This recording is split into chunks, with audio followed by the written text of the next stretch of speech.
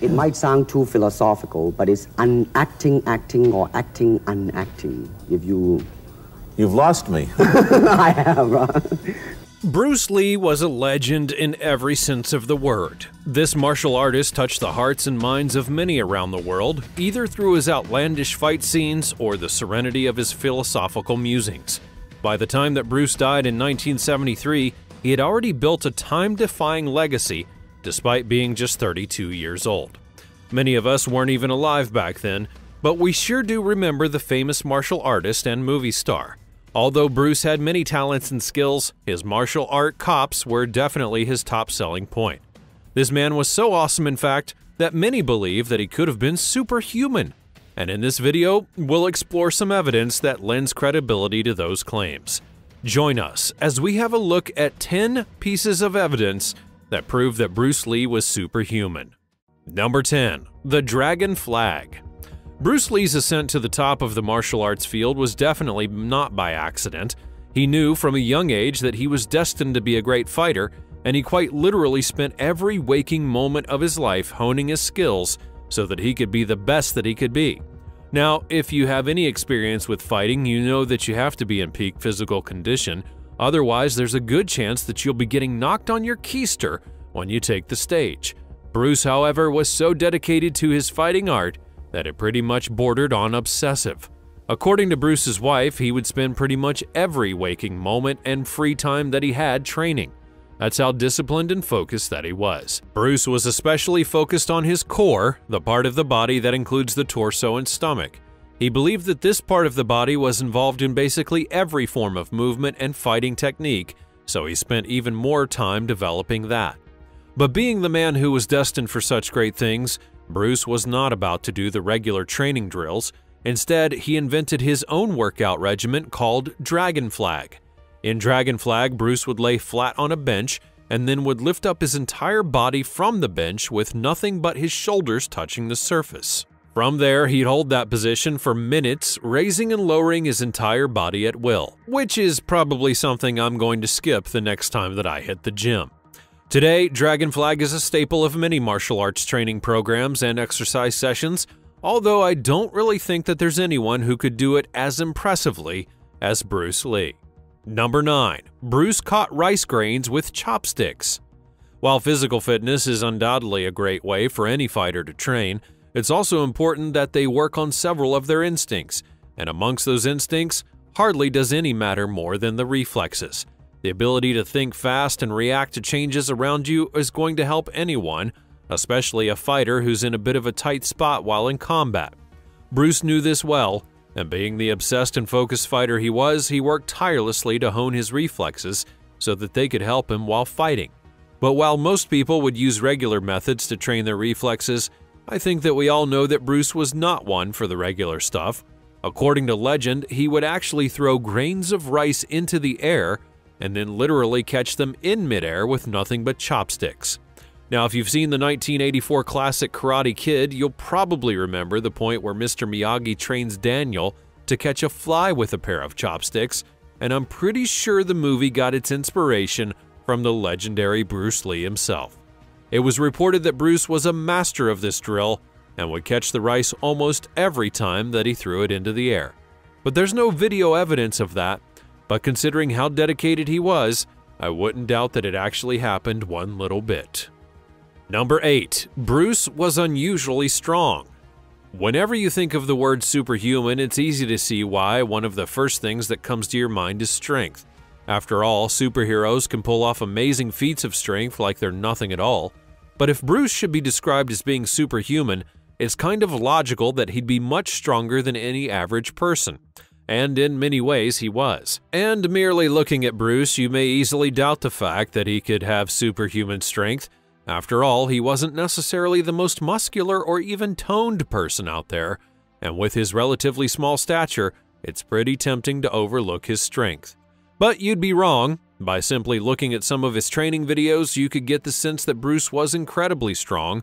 Just take a look at him working with punching bags. Most people who use large punching bags to practice their kicks and punches would do so in a slow and controlled manner, even those with abs and 200 packs. Bruce, on the other hand, pretty much tore through these bags like they were Swiss cheese. Bruce reportedly even had challenges using regular punching bags because he'd simply punch through them and tear them down. So per usual, he needed to get a new challenge.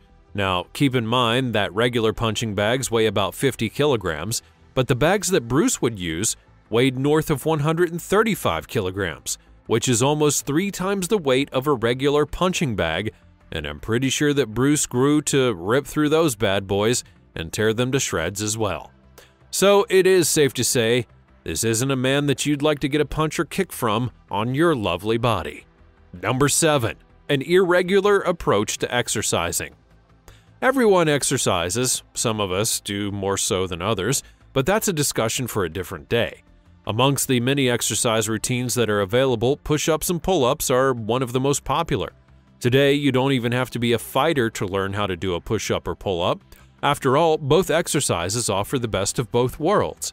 You don't need any special gear for them, and they're difficult enough to help you work up a sweat and supercharge your body.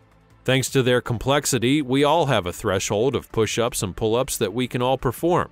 Some of us can go up to 50 push-ups at a go, while few of us can only manage about 10. Yes, I know myself, there's no shame in it. Here's the thing though, Bruce was on an entirely different level. If you have a specific number of push-ups that you're comfortable doing, I guarantee you that Bruce Lee could do double without even breaking a sweat. And if you're still doubting, well, consider this. At some point, Bruce was actually tested to see how many push-ups that he could do, and in true Bruce Lee fashion, he decided to raise the bar by completing the test with one hand while using only 2 fingers, his thumb and index finger. And even at that, he was able to nail up to 200 push-ups. Bruce was able to take things up yet another notch when he offered to complete a different challenge by doing push-ups with only 2 thumbs. And in this position, he still managed to do over 100 of them. And now for the grand finale. If you were to grade Bruce based on the regular 2-handed push-ups that we all struggle to accomplish, he was reportedly able to do over 1,500 of them in a row without stopping. The man was a beast on the boards, and somehow you definitely wouldn't want to get into a competition with that at the gym. Number 6. Bruce was too fast to be filmed. Bruce Lee began his early life as a martial artist, and like many of the time, he had spent a great deal of his life honing his skills. So by the time that Hollywood came calling, he had essentially already become one of the most renowned martial artists in the world. But here's the thing though, Bruce almost didn't even make it into the movie business. At the time, movie-making technology was just getting to the peak of its prowess, and there was still a lot of work that needed to be done. Bruce was so fast that directors literally had issues filming him. In 1966, Bruce got one of his biggest breaks on screen with The Green Hornet, a superhero television series that lasted just 1 season, but Bruce was undoubtedly the breakout star. However, shooting the series was very challenging because the cameras of the time just couldn't capture his moves in real time. Unlike today, when we have cameras that can shoot up to 240 frames per second, most movie cameras in the 60s and 70s struggled even to shoot at 24 frames per second. This would mean that many of Bruce's fight scenes just couldn't show up correctly on camera. Bruce could throw up to 9 punches and 6 kicks respectively in a single second, and that's surely nothing that could record that much. Producers of The Green Hornet would claim that many of the recordings that they had showed Bruce seemingly standing motionless while all of his enemies fell to the ground.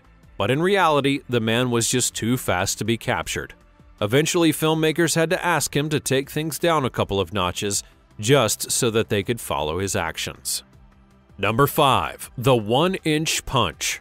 The field of martial arts is full of a lot of flashy feats. You can see artists breaking concrete slabs like they were made of plastic, or jumping high in the air like they had suspenders attached to their waists. However, I would argue that no martial arts feat is as famous as Bruce Lee's 1-inch punch. As the name would suggest, the 1-inch punch would have Bruce punch a target from just an inch away and pretty much send them flying. The punch has become something of a pop culture legend, even being featured in the classic cult film Kill Bill. Despite standing just an inch away from his target, Bruce's punch could send them flying as far back as 5 meters. Still, the punch was strong enough to essentially incapacitate the victim once it had landed. According to one researcher at Stanford University, Bruce's fists travel a small distance in mere milliseconds in order to deliver the 1-inch punch. However, the jab actually draws power from Bruce's legs. To land the punch, Bruce straightens his legs with a quick and explosive knee extension, and this sudden jerk of his legs increases the speed of his hips, which in turn moves his shoulder forward and allows him to thrust his arm. Bruce's elbow is then extended very quickly as well, driving his fist forward, and finally he flicks his wrist just before impact, further increasing the velocity of the punch. By the time that Bruce lands his 1-inch punch, he's combined the strength of some of the biggest muscles of his body. It's been estimated that the force of the punch is almost equivalent to that of a car crash at about 50 kilometers per hour. And so, it's no wonder that the punch sends his opponents flying in an instant and incapacitates them for minutes. Number 4. Bruce's kicks sent people literally flying. As the determined martial artist that he was, Bruce was also adept at using pretty much anything that he had when the time came to throw down. And although most of the devastation that he would cause was with his hands, Bruce was not exactly a lightweight when it came to using his feet either. According to many sources, one of Bruce's most treasured possessions was his training shield. He would use it to practice his kicks and pretty much took the shield everywhere he went. As the reports would have it, Bruce would invite people to wear the training shield and then he would kick them. The amount of power that he put into the shields varied, but it was noted that Bruce could easily kick people so hard that they went straight up flying into the air. Number 3. The lightning-fast magic trick. Everyone loves a little bit of magic. It stretches the mind and makes us all want to believe in the truly unbelievable. Never one to shy away from an opportunity to amaze, Bruce also dabbled in some magic back in the day. Only that this trick would once again prove just how superhuman that he was. We all know the classic trick where a magician pulls a coin from the back of your hair, but Bruce would take that trick and tweak it just a little bit. In his own version, he'd place a coin in the palm of your hand and then ask you to stretch your hand out with the coin in it. The moment that you notice any slight movement in Bruce's body, your task would be to close your hand quickly so that he didn't take the coin. It might seem simple, but here's the thing. Bruce was so quick that no one was able to stop him from taking the coin from their hand. It's just another testament to how quick the man was. For an added layer of difficulty, he then decided to switch things up, and instead of only trying to take the coin, he would replace the coin that he took with a completely different one, all before you'd even be able to close your hand. Just imagine if Bruce Lee had chosen to be a pickpocket instead of a martial artist. He probably would have made a killing. Number 2. He was unpunchable. Bruce Lee's chops as a martial artist became obvious pretty quickly, but for some reason, quite a lot of people still needed to be convinced. Even though he had become a world-renowned name by the 1960s, Bruce would always be challenged to street fights. Many people in that time just needed some convincing, or perhaps they just loved being hit. Who really knows? While Bruce mostly shrugged off the challenges, there were certain times when he had to actually show exactly how good that he was, and wow, were people convinced. While on the set of Enter the Dragon, Bruce was challenged to a fight and he obliged, and when he went on to take his opponent apart, dodging every single blow that was thrown at him, he eventually locked his opponent in a submission against a wall. Then, when he was finished, the always magnanimous Bruce Lee still gave a lesson in combat. Kicking someone's butt and teaching them how you did it? Well, that's a swell guy indeed. Number 1. He dislocated someone's shoulder with a slap. So at this point, we've pretty much covered Bruce's insane feats of strength and the fact that his slender frame did not do him any justice. But just in case you still doubt how strong that he was, maybe this will do it for you. Despite the fact that he was obviously stronger than everyone else and needed to get special equipment just to train, there were still times when Bruce had to spar with actual people. I'm not sure why anyone in their right mind would see Bruce Lee and say, hey, that's the guy I want to spar with, but I guess that some people really believed in themselves in the 1960s. Anyways, it's been reported that Bruce Lee once dislocated someone's arm in training. Now keep in mind that the victim couldn't just have been anybody. He must have been a highly trained martial artist himself, who probably thought that he had the stones to go one-on-one with the Great One. But still though, Bruce Lee dislocated his entire shoulder. As the reports would go, Bruce was quite confused when he was confronted after the altercation. According to him, he didn't even hit the guy very hard. And what many thought to be a punch was in fact more of a light slap. Once again, I don't know how hard it is to learn, but don't go within hitting distance of Bruce Lee. Considering the many feats that he managed to pull off in his lifetime, it's easy to see why many would remember Bruce Lee as the greatest martial artist who ever lived, but perhaps the reason why he became so good at combat was the fact that he was just not a normal human being. I'm really not sure why many people decided to still get within striking distance of him, but at least they were the living proof that we all need that he was a demigod that walked among us. Which of these feats shocked you the most? Tell me all about it in the comments section down below.